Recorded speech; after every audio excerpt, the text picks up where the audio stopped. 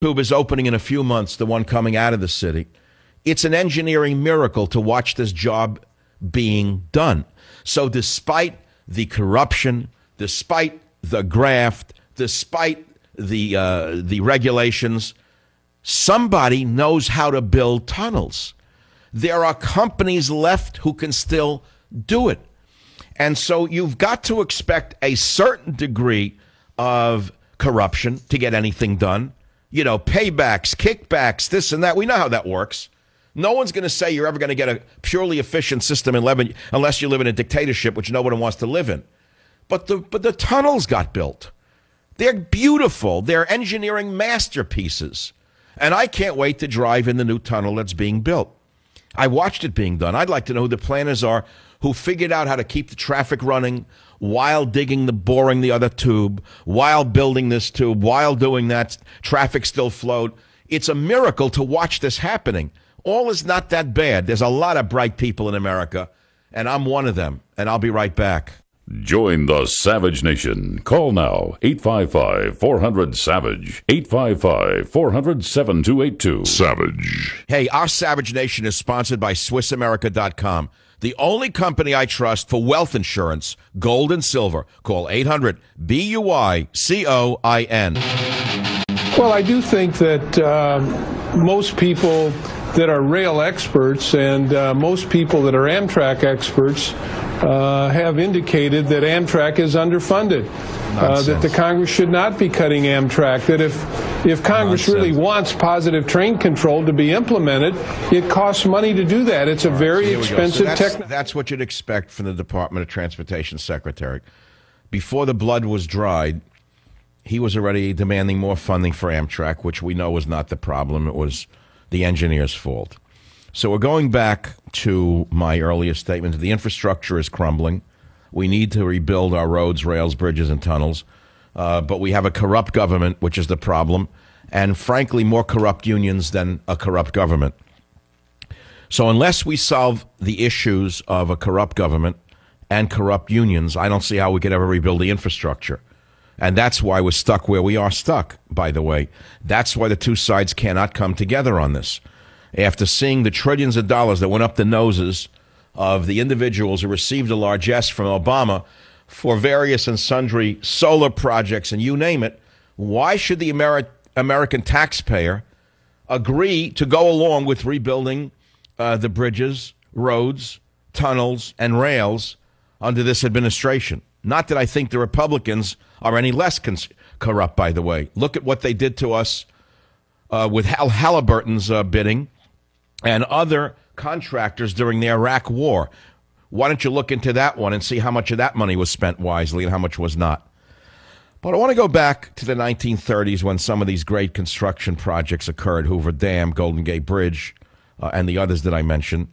The Public Works Administration was the New Deal's premier agency for the construction of big projects. And the PWA was created under the National Industrial Recovery Act of 1933.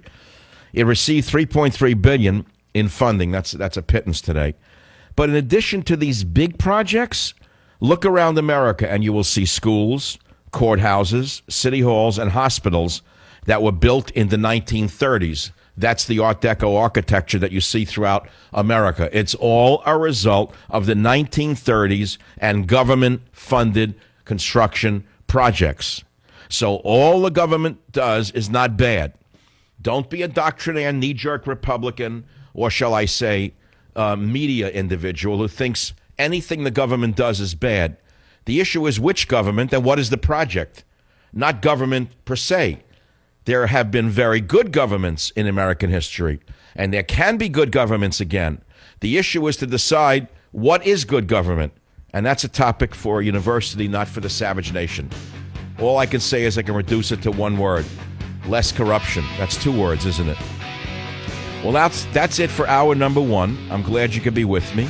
If you want to stay for hour two, we'll pick up a few new topics and all the breaking news, views, and reviews right here on the Savage Nation, as well as my reading from my just-published novel, Countdown to Mecca, banned by Fox News and sabotaged by Amazon. Join the Savage Nation. Call now, 855-400-SAVAGE, 855-400-7282. Savage.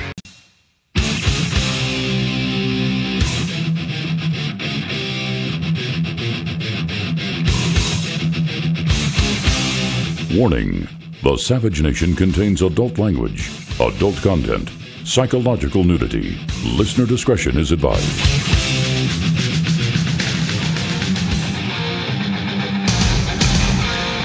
And now, America's most exciting radio talk show, The Savage Nation, home of unprotected talk, borders, language, culture. And here he is, Michael Savage. All right, I walked the line in the first hour, trying to bring some balance to talk radio. The knee-jerk liberals saying we need infrastructure spending immediately, while the blood was still undried. And then, of course, the knee-jerk Republicans saying, no infrastructure repairs needed. Privatize everything. Let it all be done by the private corporations. I mean, stupid. Stupid. There's no thinking here. We know that the train wreck was not caused by infrastructure damage. It was caused by the engineer. We don't know why. The train should have been going 50 miles an hour. He went into the curve at 106 miles an hour. The train flew off the tracks due to centrifugal force caused by excessive speed. Any little boy who has a train set knows that. I used to play with trains, and sometimes for fun I would make it go real fast around a turn, right? And what would happen? The train would fall off the track. So the little boy learned that when you come to a turn, you slow the train down, or it'll go off the track. So the question is, the stoner inside the cab, what was he doing? Was he texting? Was something else going on? His lawyer already said he's too confused and injured to remember anything. He's disoriented. He doesn't remember. I don't believe that. And he remembered enough to survive. There's a couple hundred people who are injured and, 8 dead? He's not dead. He's not dead. So he remembers that he's not dead. But he did it. So the fact of the matter is, trains are an interesting phenomenon because they're not controlled by an autopilot. Did you know that? Unlike commercial airliners, trains are not computer controlled. There is no autopilot. And trains such as this Amtrak train are operated with only the engineer in the cab. Speed restrictions are in place for curves and other dangerous areas.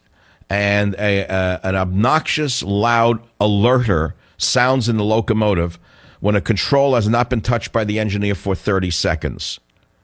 But engineers have been known to fall asleep or become disoriented or inattentive or even incapacitated. Are you listening to this? I'll give you I don't need to give you the examples. It's happened many a time, in fact. In 2008, a few weeks after the engineer of a Metrolink computer train near Los Angeles became inattentive while texting on his cell phone, he passed a red signal and hit a Union Pacific freight train head-on that killed 25 people. Pilot error. In this case, it's the engineer's error. But yet both sides were screaming about it. So what I want to do now is go to michaelsavage.com and look at all the stories that I found interesting enough to put on my website. Top right. Top Khomeini advisor, we have the divine permission to destroy Israel. This is the same Iranian insanity, the same throwbacks, the same religious Islamic fanatics that Obama is courting to permit them to build a nuclear weapon. A top advisor has said we have divine permission in our Quran to destroy Israel. Can you believe the world we're living in? Next story. Rooms filled with white people cause microaggressions for minorities, according to a zany, crazy, leftist professor. So just being white causes a microaggression against a minority. I guess there's only one solution, which is the final solution, which is that all whites should be driven out of America, according to this professor, or perhaps kill themselves. And then minorities wouldn't feel oppressed by the microaggression caused by whites in a room. Savage's new thriller and Jack Hatfield series released. It's called Countdown to Mecca. And in these incendiary times, it's the right book for the right time. Military dog teams push Congress to be reunited. As you know, I helped Brian Grommert with his dog Maddie get reunited. And they spoke in Congress yesterday about a new law they want passed.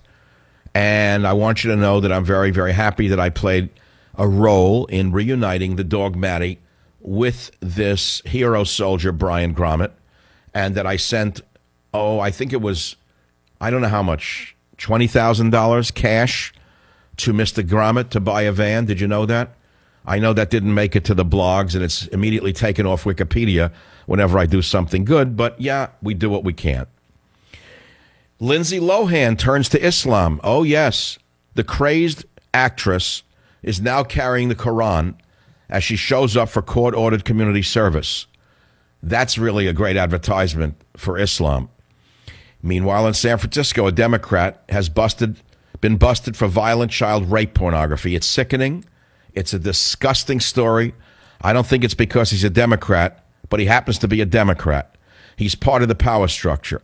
And what they found on his computer was so sickening. Photos and videos of infants and young boys being raped and sexually violated when he was arrested. Are you ready for this? Babies as young as infants in onesies were being sodomized by adults, according to Deputy DA Alexis Fasteau, in requesting that this rat's bail be raised to $400,000. There were pictures of children tied up and sexually abused. Pierce's phone also included 115 images of unknowing children walking around the city, quote, in his preferred age range of 8 to 12, taken at spots throughout the city. So mothers and fathers beware. There are sick, degenerate perverts taking pictures of your kids. And let me tell you a little story about that. When my kids were young, a pervert took a picture of my child. My wife ran after him and took the camera out of his hand and broke it and threw it on the ground.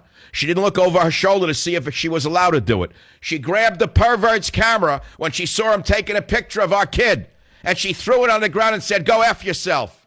And the pervert ran away. Don't look for the government to save you. Mothers, watch out. The perverts are everywhere. And he was a Democrat. That's right. The mayor of the city had a consultant who was doing this behind the scenes. And he has a name. His name is Enrique Pierce. And he has a lawyer. And, of course, the lawyer says he's innocent as the driven snow. He's free on $250,000 bail. Dressed in a nice, clean suit with a nice, clean tie. And there he was. There's more, though. Are you ready for more? The DA wants a higher bail. She said $250,000 is totally inadequate given the seriousness of the alleged crime. She said Pierce had been under investigation since a man reported an online chat in which someone using the screen name Redency said the idea of, quote, sharing a boy with another man is really hot. He was a consultant to the Democrat mayor of the city. Pierce had 4,902 images on one of his laptop computers, including more than 600 of minors engaged in sexual conduct, more than 10 featuring prepubescent minors under the age of 12, and many showing men inflicting pain on children. Shall I read more? No, I don't want to read any more because it gets sicker by the second. There should be no bail, by the way. He should have no bail whatsoever. The attorney is wrong. This man is a clear and present danger to children. And the fact of the matter is there should be an expose of City Hall, because when I talk about corruption, and when I tell you San Francisco is the most corrupt city in the nation, I'm not just doing it for effect. What I like to see next, and it has nothing to do with perversion, is an expose on Dianne Feinstein and her husband Richard Blum and their contracts. There's been enough smoke for us to understand that there's a lot of fire. You talk about corruption? Okay, there's your answer. There's lots more to be talked about here on the Savage Nation. There are many stories on michaelsavage.com I have not yet touched on, so let me go down the page and continue. We'll go into that horrible story. We'll go to Lindsay Lohan turns to the Quran. Oh, yeah, ABC's George Stephanopoulos gave a secret $50,000 to the Clinton Foundation, and this lying, stinking reporter, Stephanopoulos, didn't tell viewers when he grilled Peter Schweitzer of a book, by the way, who wrote a book criticizing Clinton. And here's another one for those of you who don't know your church has been taken over by an outright communist. The Liberation Theology founder has praised the Vatican's new climate. In other words, the very same liberation theology that was espoused by the preacher who Obama and Mrs. Obama listened to for 20 years has now said that the church has moved in the right direction. What is liberation theology? What is the Vatican under Pope Francis doing? What he's doing is moving the church into a communist theology.